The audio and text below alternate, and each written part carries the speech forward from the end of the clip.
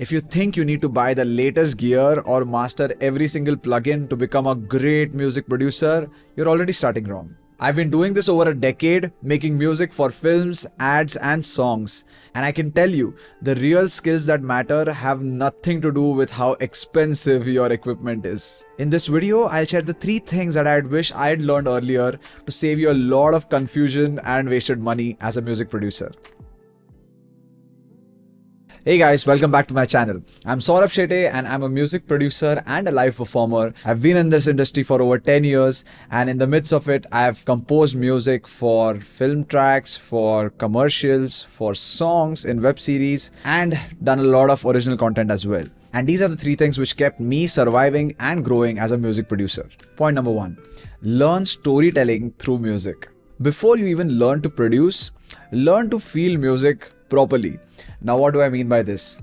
Try to hear the songs that are really inspiring to you and that you would really want to make as a music producer. Now, hear those songs bit by bit and understand why every chord, every texture is the way that it is and the emotion that it invokes in you. Why did that beat stop over there? Why did they keep this big amount of silence? Why did they just keep the bass over here and not the beat? Why did they add the beat after just 4 bars and sometimes after 8 bars? Why did they add a string piece which was really leading on for a long time, and how it really came together at that one bit when you truly felt the magic of this music. And that's how you start connecting sound with emotion. And that is what will change you from a beat maker to a music producer. Also, as a side note, before you even begin music production, try to learn some basic music theory.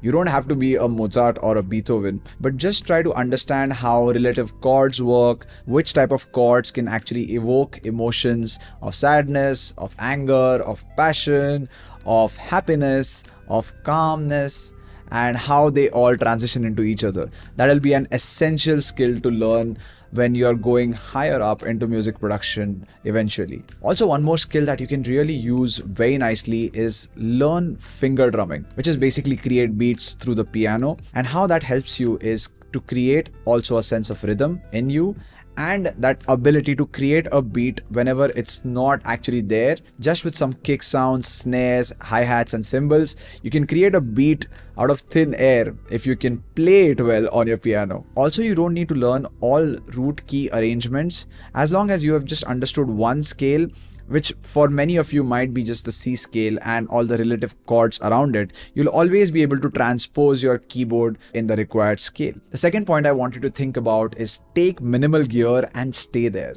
Your limitation can be your greatest teacher.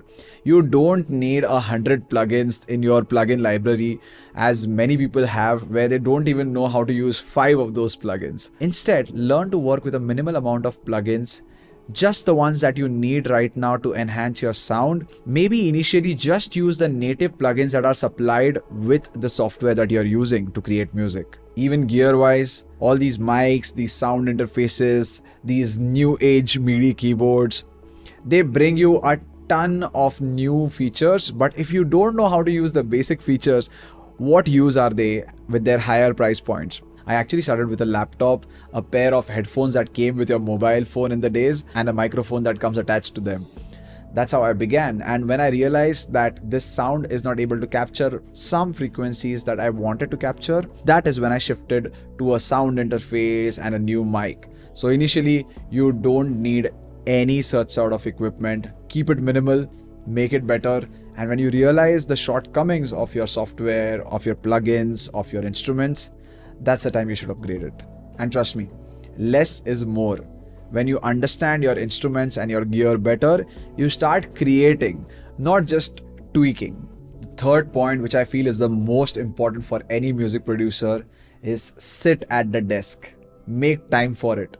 Even when you don't have any sort of inspiration, just go there, just sit down at your table and open your workstation, your software, and start doing. You rarely find inspiration. You have to build it.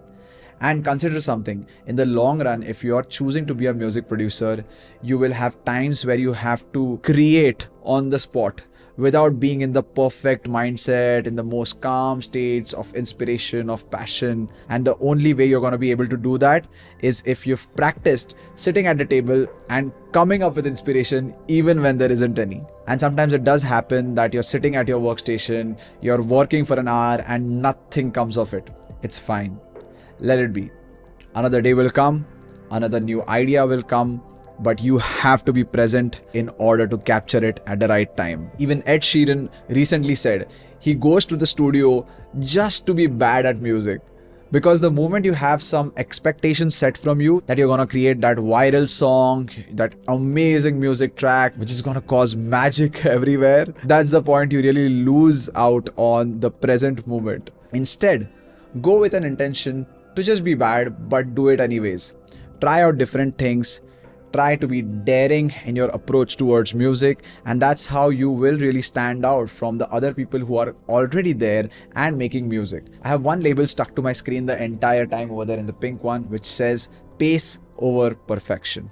So be bad at first, greatness will follow. So before you chase any new gear or new music courses, learn to tell stories through sound, master your own tools, and make time to sit on that desk. That's what actually makes you a music producer. If this gave you any clarity, click subscribe, join me on this journey. Because on Music in Progress, we turn confusion into creation. See you next time.